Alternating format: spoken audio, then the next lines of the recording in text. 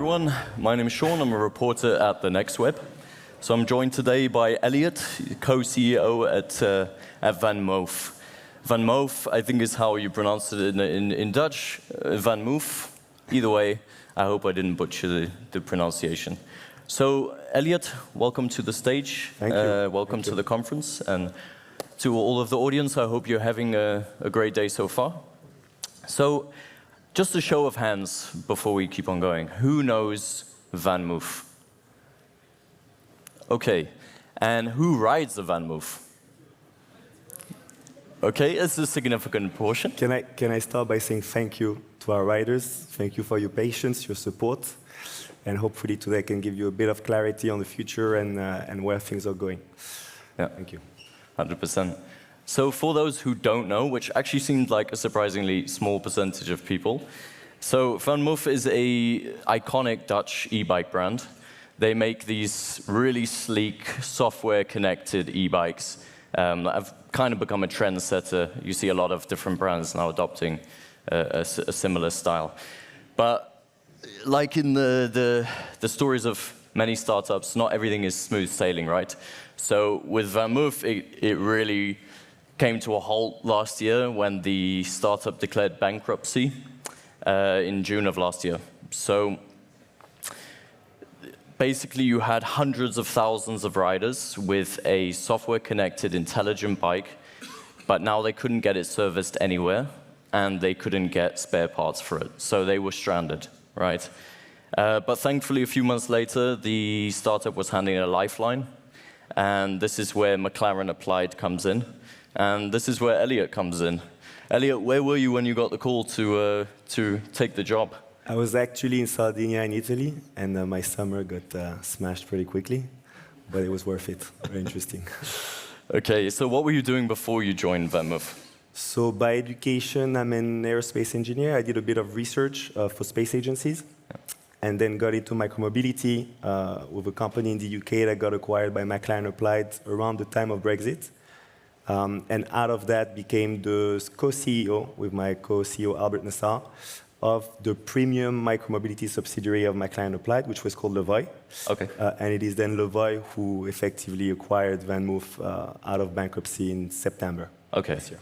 Yeah. And who is McLaren Applied? I just hear McLaren and I hear race cars. Tell me a little bit more. It's an interesting story. So McLaren was first and foremost a racing team, I think founded in the 60s. Eventually, in the 90s, they created McLaren Applied as the electronics research arm, I would say, just to do really cool stuff for Formula One and try to branch it out for business applications. And eventually, I think it was in the 2010s, they started the automotive supercar branch. And McLaren Applied was branched out of this to become its own company from a private equity firm in 2021. Okay. Yeah. So you see this startup that has left all these riders stranded. It's in financial dire straits. Why would you come and be like, okay, we're going to acquire this company? Like, wasn't that a really risky move? Definitely risky. It's a big bet we believed in. We still believe in it today. And I think the best way to go over that is to look at the context of what Levoy was doing, right? So, what was the point of creating a new e-scooter startup or e-bike startup or company?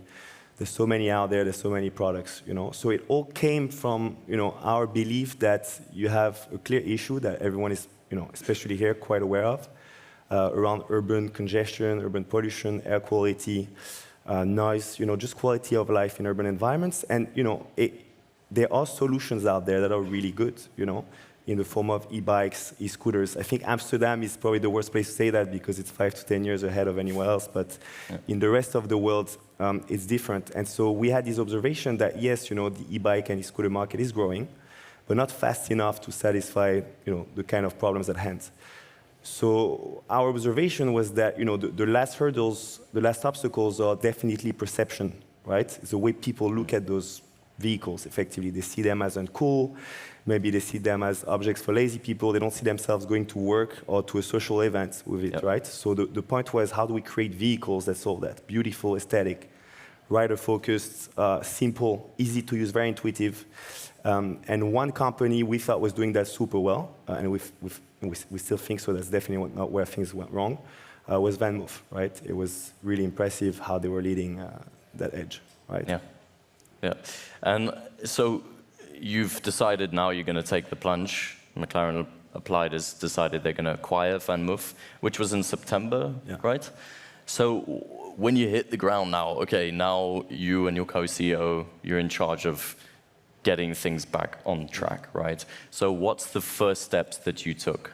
Okay, so I think we need to first contextualize why we did it, you know, because it was quite complicated, and we didn't have that much time. So you can cut it in the good and the bad.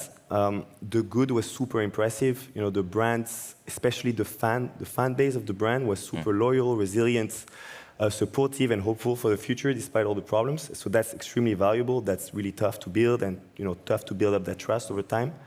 The second thing that really impressed us was the quality and sophistication of the connected smart side of it and how that interacted with all the electromechanical components, right? That's really valuable and tough to build. So that had huge value for us, and we thought we could push it up in time. And the bad stuff was obviously the margins were way too small just to sustain the business. Issues on reliability, not catastrophic, but worse than industry standards. Issues on repairability, which to me is probably worse because some things took way too much time to fix. And finally, they tried to disrupt the industry, and at the time, no one knew if it would work or not by vertically integrating fully, and that proved that very difficult in the economic environment. But you have to give them credit that they really tried and they saw problems and tried to shift it, but didn't have enough time. So when we take that over in September, there's not much left. There's no more employees. There's systems running that we don't really know what they are and when they're going to end. It wasn't so much like the press was really focusing on about people losing access to their bikes. Once you have the app and you're logged in, you're good. Okay. Especially if you have the passcode on. It was more about the website. How long was it going to last and stay up? If that goes down, how do we rebuild it fast enough and so on? All those problems. So I had to go with my co-CEO, spend a couple of weeks flash hiring as many of the talents, the great people we have in the company, making pitch it to them, like you would to an investor, right? Pitch them the story, where we thought it could restart and was worth it. Once we had those great people back in line, obviously we merged it with our own teams from McLaren Applied. And then it was, kind of first and foremost, keep the riders on the road, right? First thing. So the tech, stabilize it, simplifying it, own it, and cut out what we don't need very, very quickly. That was, our head of software and apps didn't sleep a lot those few weeks. The second thing we had to do very, very quickly was, understand the supply chain and try to reactivate it as fast as possible, right? So a lot of people, probably some people here as well, had their bikes broken for a while, weren't able to fix them, and to us that was like, we need to fix that ASAP. Yeah. So we manage, again, it's all pitching the dream, pitching the business, saying that we have that plan, make them believe in it, and then restart the supply chain. And then is how do you switch the business model to make it work, right? So the vertical integration was tried, didn't work for many reasons, mostly because, you can't do everything yourself in this world. And so we then had to really change the business model and look at enrolling as fast as possible a service network with the KPI that by the end of this year, we should have, everyone should have access to a service partner within 30 minutes of their house. I think in the Netherlands we're there. Then it's Germany, France, the UK. And of course, doing that as fast as possible while, keeping the magic alive, having a plan to push it out in time, and the best way to go in this case, as we think, is to be transparent, honest, just open up what you're doing and let people see all the hard work that's going on. Yeah. Right? So that was kind of, you have to do that step by step, day by day, as fast as you can. Yeah. And there are gateways where I think, things might get really wrong, and up to today, they went pretty well, so we keep going. So far, so good. So far, so good. Yeah.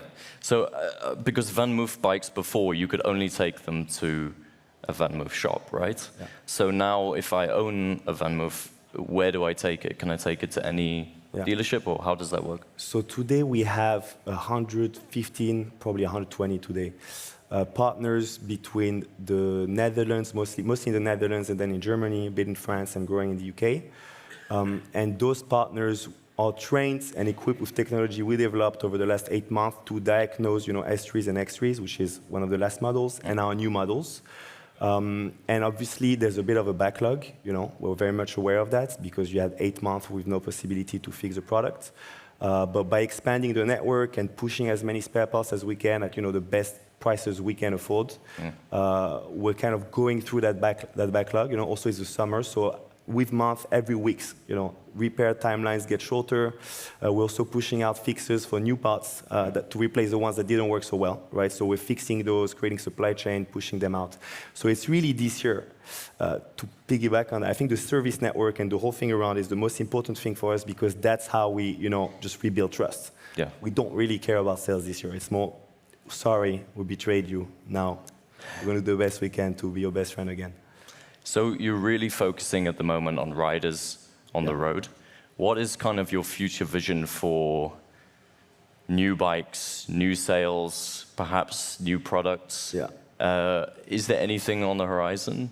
So, the first thing we did, and that's also why we thought we could take on VanMoof, was because we had so much technical knowledge and expertise in-house that we were able to very quickly understand, okay, that product, right, we can't make more of them, right? Not reliable enough, not repairable enough, but we'll support them and we'll fix the parts.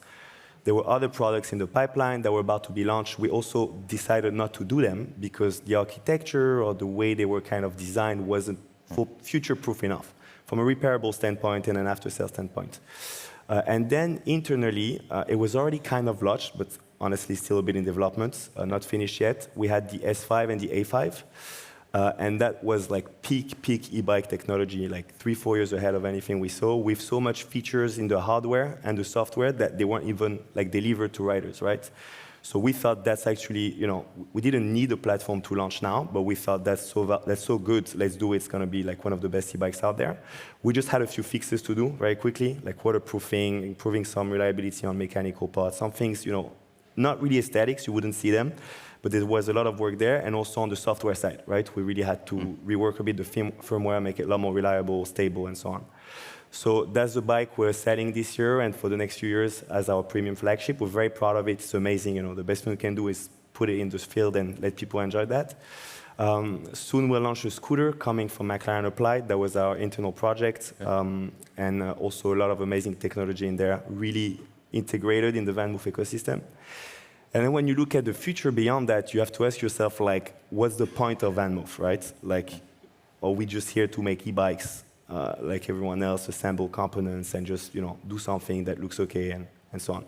There's many companies that do that. There's not many that take the risk of, radically innovating on design, on features and so on. So we thought, that's our mission. We want to do that. We think that's why we're here to exist. Yeah. And so we have a product pipeline. We have a plan that really aligns with this, right? So for the next few years, we're going to develop iterations of current products and also new lines in development, which I'm not really allowed to tell you too much about right now. But we are going to expand what the company does and always keep that minimal, simple, aesthetic approach to rider-focused features and a lot of functionality in there. Okay. So you mentioned a VanMoof e-scooter, correct? Yeah. Okay. Yeah. Interesting. So one of the points you touched on, actually a bit previously, was this building trust. So I think when you launch a brand and you're scaling your startup, it's so much about building your brand and building trust in the brand and confidence. Now, when VanMoof went bankrupt and left all these riders kind of stranded, that's a big hit, right, on the confidence in the brand. So can you touch a bit more on that? How do you build trust, and have you kind of had feedback from riders? And just tell me a bit more about that. Of course. So I think obviously we had that issue and obviously other ones linked to the bankruptcy, and that's the biggest challenge in this whole restart, right? Everything is a mega challenge, but that's the most complicated, subjective one. So the way we look at it is internally, and that's how we're building the business forward, is like we had a best friend, our riders, thank you, who we betrayed, right? They had expectations, they trusted us, and we didn't deliver on that, right? So if a best friend does that to you and he comes back all merry dandy, smiling, telling you, take me back, you don't take him back like that, right? The point is we have to set out a clear plan that is transparent, honest, that makes sense, great, you've told me this, I'll stay away, but I'll watch from a distance.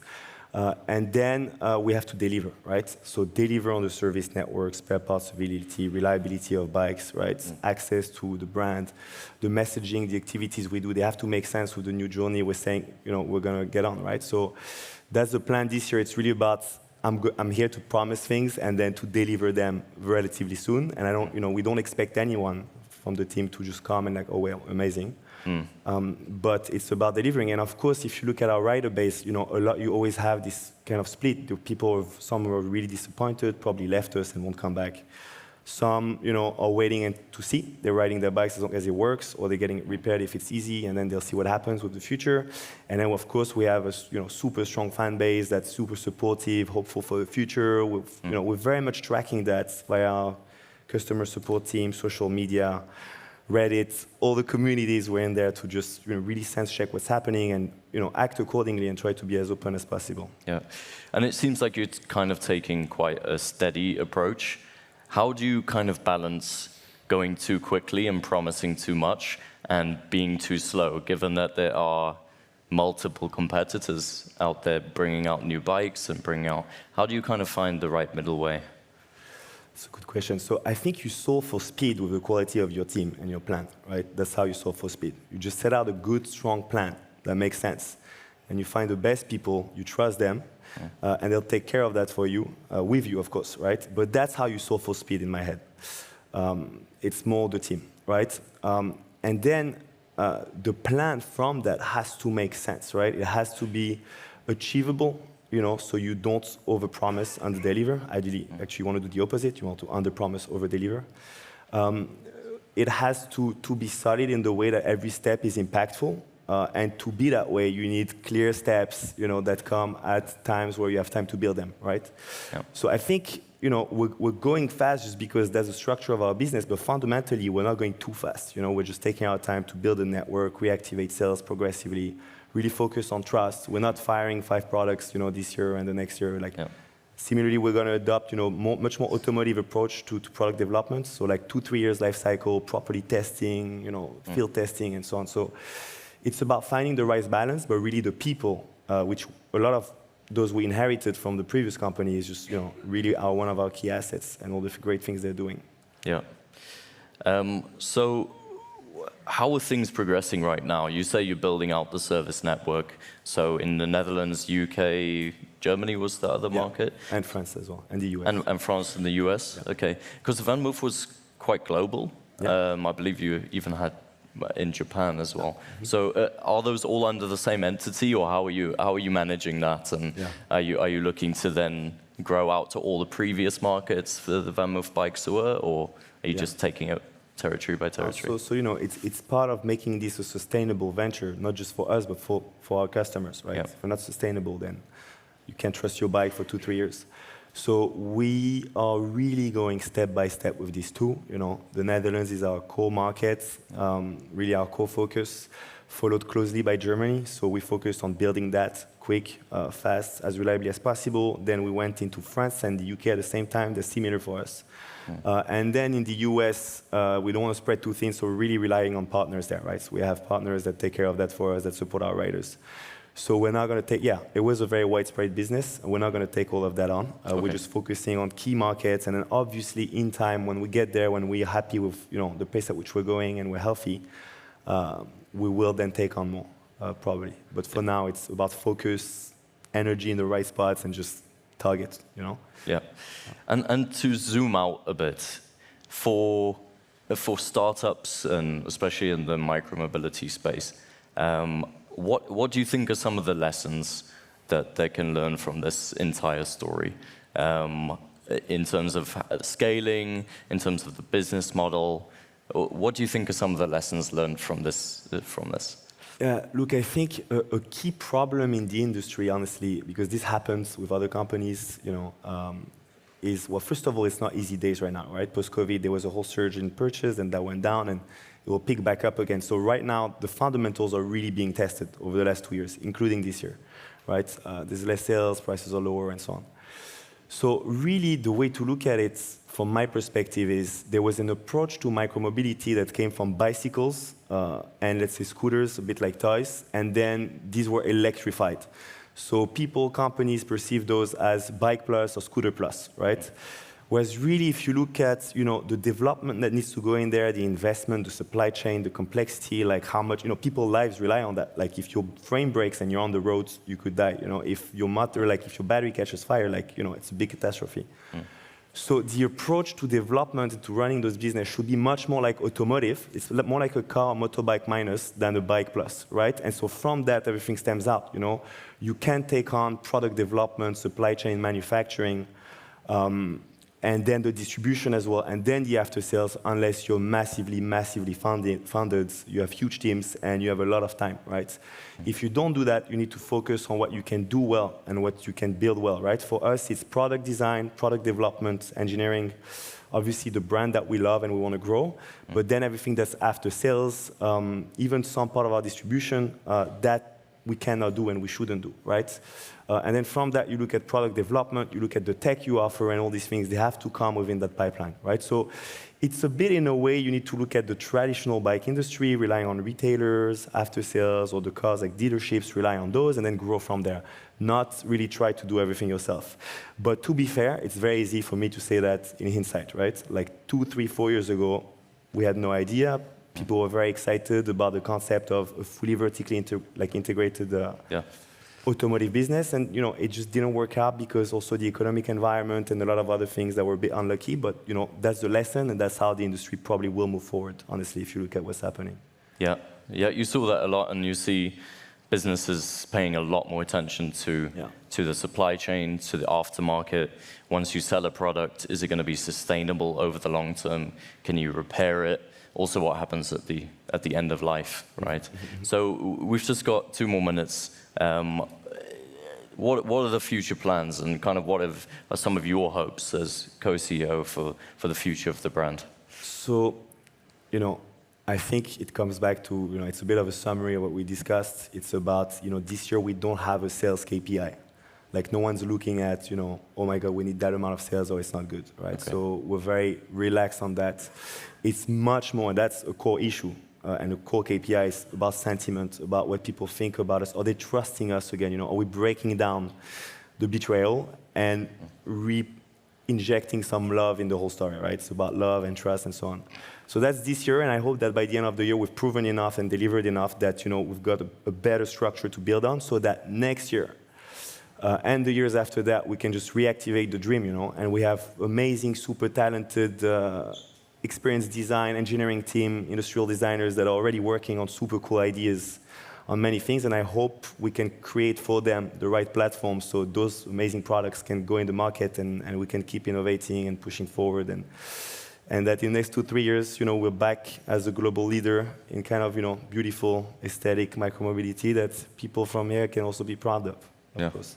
So when are we going to be able to test the new VanMoof's scooter, is what I'm wondering. Give me a few months. A few months? And I'll email you. So I hope you ship me the first one. Let's see about that. Fantastic.